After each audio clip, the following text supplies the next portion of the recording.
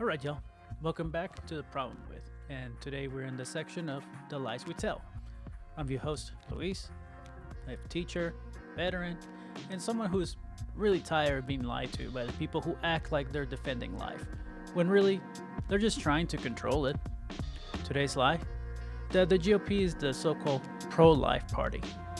And this one, it's personal. See, I was raised Roman Catholic. I went to a Catholic school all the way up to 8th grade. So the uniforms, the strict rules, the theology classes, the rosary beads, all of it. And every week, you do best believe we were sitting through a mass, whether we wanted to or not. So by the time I hit high school, I transferred to a public school. And let me tell you, it was like stepping into a whole new world. For the first time, I could actually breathe. I could speak my mind. I didn't have to worry about a nun scolding me for questioning things or refusing to stand in line for a religious ceremony that I didn't really believe in. And I wasn't being graded on how well I could recite prayers, I was being taught how to think critically, not just what to think. But even before I left Catholic school, I remember feeling unsettled by the way they use faith to push a political belief, especially around abortion. Every year, they try to get students to sign up for the March for Life trip to Washington, D.C. And they made it sound like it was a holy mission. Like going to this trip meant you were a good Catholic, and staying home meant you were okay with murder. So I never went. Not because I didn't care, but because I care about life. I care about freedom. I care about choice. And even at the age of 13 and 14, I knew something felt wrong about trying to force your religious beliefs into law. I kept asking myself, why are we only fighting for the unborn, but ignoring all the people struggling right in front of us? And more than anything, why is my faith being used as a weapon? Let's be clear about this. I have nothing against people who personally don't believe in abortion. If that's your decision based on your values of your faith, I respect that. Honestly, that's your right. But that's the whole point. It should be your choice. What I won't stand for is forcing that belief on other people, especially when it's pushed through laws rooting in religion and weaponized against people who don't share the same faith, especially when it's coming from the same folks who turn around and gut every program that actually supports children and families. So this country wasn't built on one religion. It was built on freedom. Freedom of religion, and just as importantly, freedom from it. So if you're against abortion, don't get one. But don't you dare use the government to force your beliefs into someone else's body, or someone else's trauma, someone else's life, because that's not pro-life. That is control. That's cruelty wrapped in scripture. And I'm not here for it. So let's talk about what being pro-life actually means, or at least what it should mean. Because what the GOP calls pro-life, that's not it. They pass full abortion bans. No exceptions for rape, incest, or if the mother's life is at risk. They'll cheer the fall of Roe v. Wade like it was a Super Bowl win. And they call it a victory for morality. But where are they when the baby is actually born? They're nowhere. They won't fight for healthcare. They won't support early childhood education, free lunch programs, or paid family leave. They won't raise the minimum wage so families can actually afford to raise a child. They'll scream about the unborn but ghost you once the baby arrives. And they'll tell you a 10-year-old rape victim, she has to carry a pregnancy to term, then offer her nothing when it comes to recovery, counseling, or basic dignity. So tell me, how is that pro-life? And while we're here, let's talk about the guns. It's like we have toddlers dying in drive-bys, first graders being shot in classroom, kids gunned down at football games, birthday parties, malls, entire families murdered at grocery stores. And what does the GOP do? Oh, thoughts and prayers. That's it. No action, just hashtags. But ask them to do background checks? No. Red flag laws? Too much government. Ban assault rifles. Suddenly it's tyranny. And you know what they all do instead? They'll try to arm teachers. They'll train kids to play dead. They'll sell bulletproof backpacks and call it school safety. Let me ask you something. What kind of pro-life world forces 5-year-olds to rehearse how to survive a mass shooting? You don't get to call yourself pro-life when worshiping the AR-15. You don't get to talk about the sanctity of life while gutting Medicaid, cutting mental health services, and leaving working families to drown in debt. And you don't get to act like moral authority while making life harder, scarier, and more dangerous for millions of Americans. Because this isn't pro-life. This is cruelty, and is a moral grandstanding. So what else are we? It's like, is this control repackaged as virtue? And I'm so tired and over it. So let's stop playing this game. Let's stop pretending that this whole thing is about life. Because if it was truly about protecting life, then these so-called pro-life lawmakers will be out here putting their money where their mouths are, right? They'd be passing legislations to protect children, support families, and make sure people actually live, not just get born and get left behind. But they're not. So let's look at what they're actually doing. Let's start with guns. Because if there's one thing the GOP will throw their body on the floor to protect, it's not kids, it's gun manufacturers. After the tragedy in Uvalde, Texas in 2022, where 19 elementary school kids, and 2 teachers were murdered, what did the GOP-controlled Texas government do? Did they tighten up gun laws? No. They did the exact opposite. They expanded access to guns, refused to raise the age to buy an AR-15, refused to implement universal background checks, refused red flag laws. But you know what they did pass? A bill to arm more teachers, because clearly kindergarten teachers should be packing heat. So Greg Abbott, the same man who banned abortion with zero exception, even in rape cases, stood in front of microphones and said the real problem was mental health. Okay, great. So what did he do?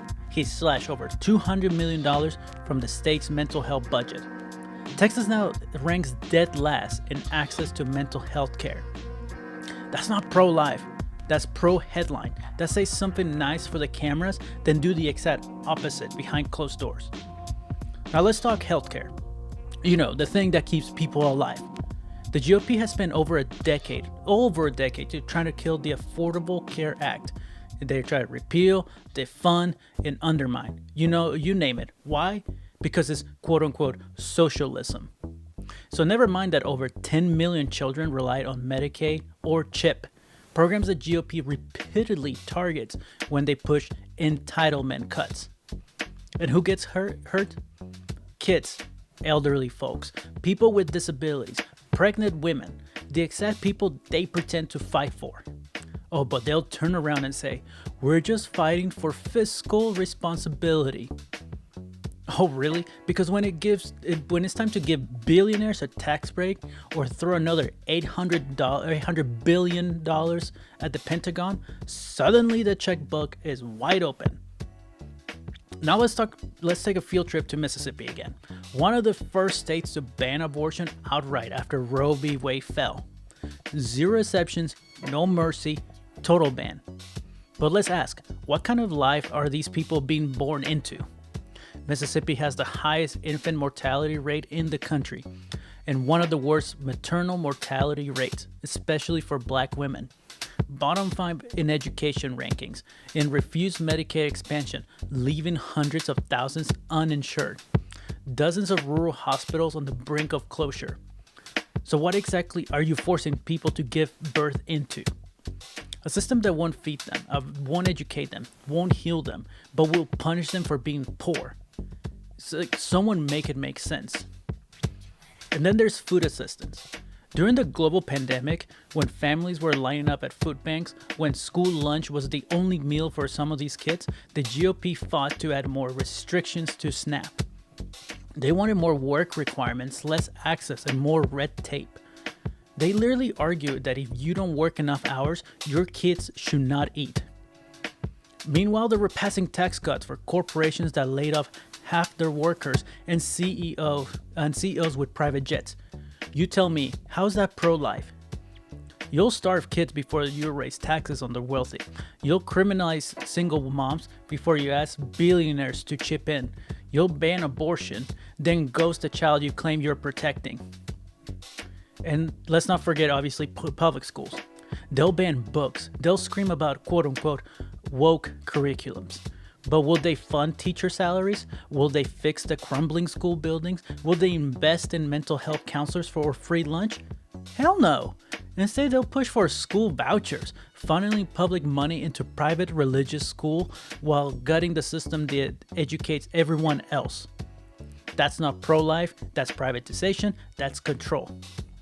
And let's do one more. When the baby formula shortage hit in 2022, what did the GOP lawmakers do?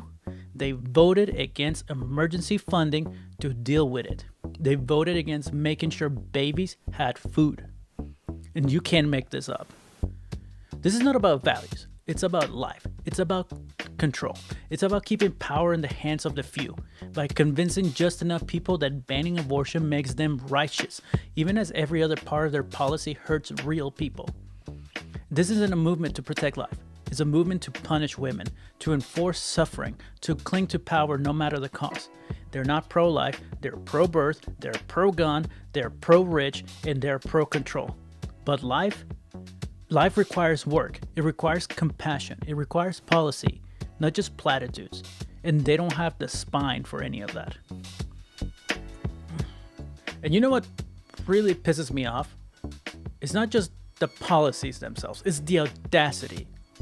It's the fact that so many of these politicians stand at a podium, Bible in one hand, flag in the other, acting like they got a direct line to God while pushing the most heartless, self-serving agendas I've ever seen. They talk about morality like they invented it. They weaponize faith to justify cruelty. And then they expect you to fall in line or be labeled a sinner, a radical, or even a criminal. And let's be real, abortion bans didn't just fall from the sky. They came gift wrapped from religious right.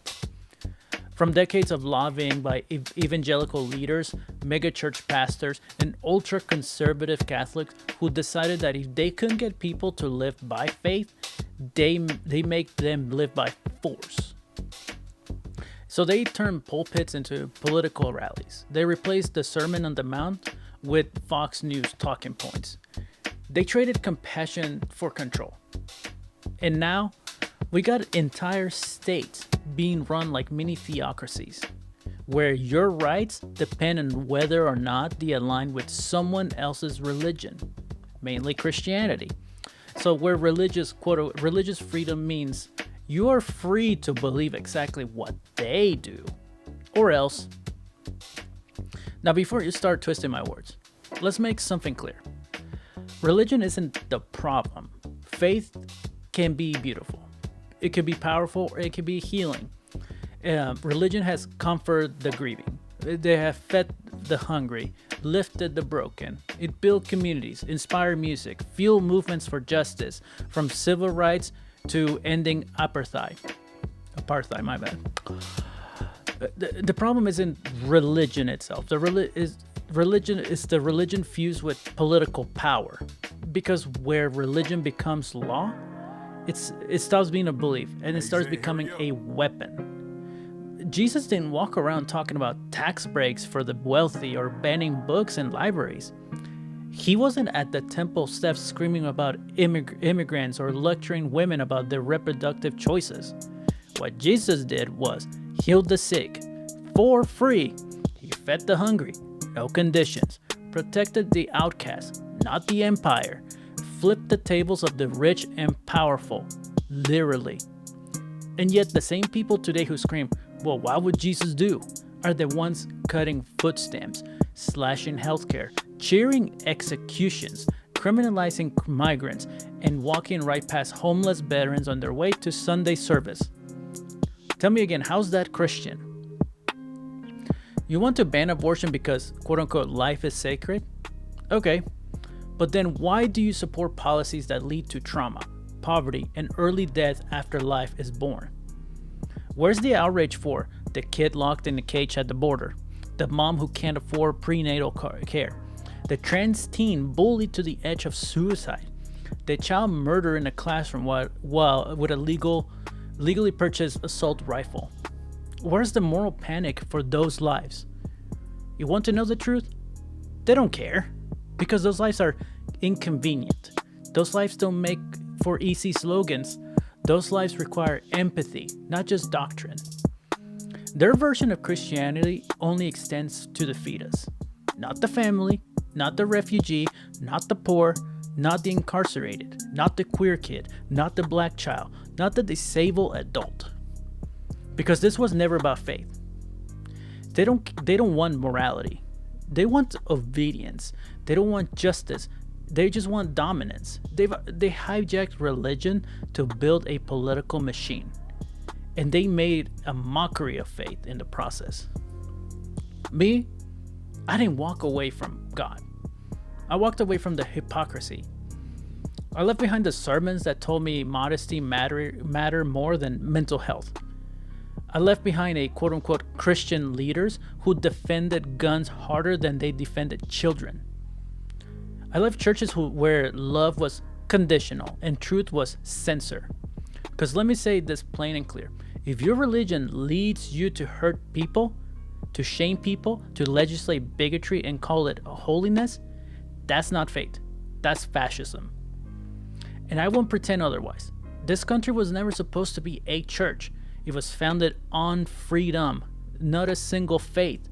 So believe what you want, worship how you choose, but don't you dare write your religion into laws. That's not democracy. That's theocracy with a red tie in a campaign ad. And you know what this all really comes down to? It's not life. It was never about life. Again, it's about the power. The GOP doesn't care about the sanctity of life. They care about preserving the sanctity of their control, their donors, their image.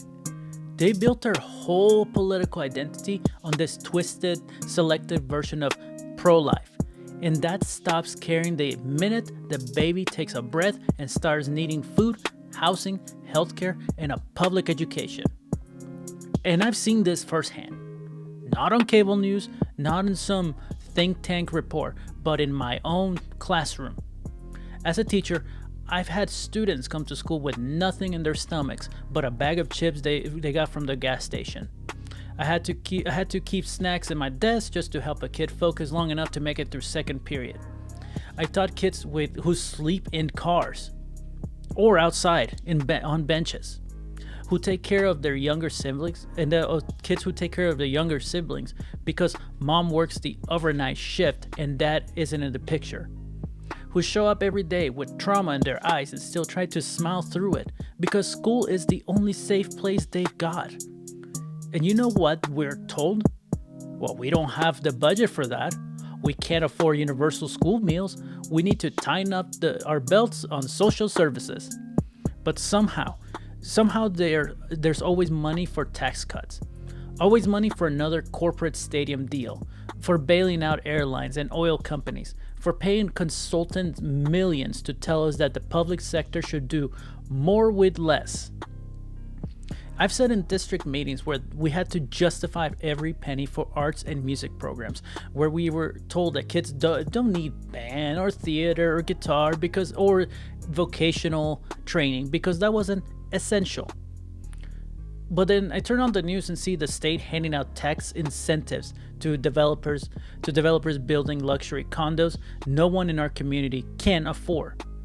And that's not lack of money. That's a choice, and it's a choice made out of our expenses. Now, you want to talk about life?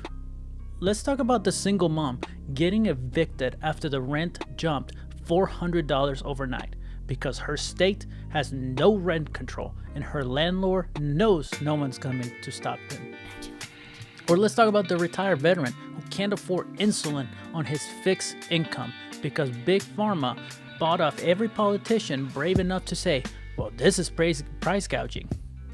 Or let's talk about the teachers working 60 hours a week, buying supplies for from their own paycheck, and then picking up a second job at night because the state cut pensions and froze raises for a decade while turning around and giving subsidies to Tesla. Like, you want to talk about pro-life? Okay, let's talk about, why don't we talk about those lives? And the wildest part, they still have the nerve to act like they are the moral ones. They get on the TV all puffed up and righteous, clutching pearls and quoting scripture, talking about responsibility, tradition, and the quote-unquote family values, while they're passing tax codes that reward hoarding and punishing the working poor. They use the Bible as a prop, but not as a guide. They weaponize shame, but never practice humility. They'll moralize about someone's abortion, someone's gender, someone's choice, but say nothing when the hedge funds evict entire neighborhoods, or when billionaires offshore trillions to avoid paying taxes. This isn't hypocrisy by accident. It's by design. And then they slash public schools to keep people uneducated because critical thinking is a threat. They defund healthcare to keep people desperate because sick people don't organize. They denied housing assistance, then criminalize homelessness because suffering is profitable. And when the chaos hits, when families collapse, when violence rises, when the system breaks down, they blame it all on immigrants, single mothers, teachers, union workers, or the woke culture. Anyone but themselves. They created the fire. They point at the smoke and tell you it's someone else's match. And all this, where's the church? Where are the pastors who said they protect the vulnerable? There are cases, let me be clear, that they've done that. Not the majority though. So where are the priests who cry, all lives are sacred? Because they filled the churches to scream about abortion, but not a word about the child killed by police in a park. They'll rail against drag shows and LGBTQ books, but say nothing when a corporation poisons water in a poor community. They'll condemn the quote-unquote immorality of food stamps, but turn their backs when billionaires rob the country blind with zero accountability. They'll pray over embryos, but not over the child locked in solitary confinement for stealing food. That's not pro-life. And so let's make it even more simpler and plain for everybody. When the poor suffer, when the sick die, when the marginalized are crushed, that's not a glitch in the system. That is the system, built to benefit the few, maintained by the silence of the many, justified by faith twisted beyond recognition. And the ones on the top, they know exactly what they're doing. They are not saving lives. They are squeezing them for profit, shaming them for control, sacrificing them for votes.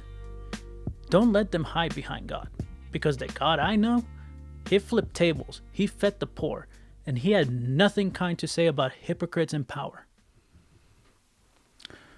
So overall, here's what I want you to take with you. I'm not mad that people have faith. I'm not here to bash belief because I have faith. I believe in compassion. I believe in grace.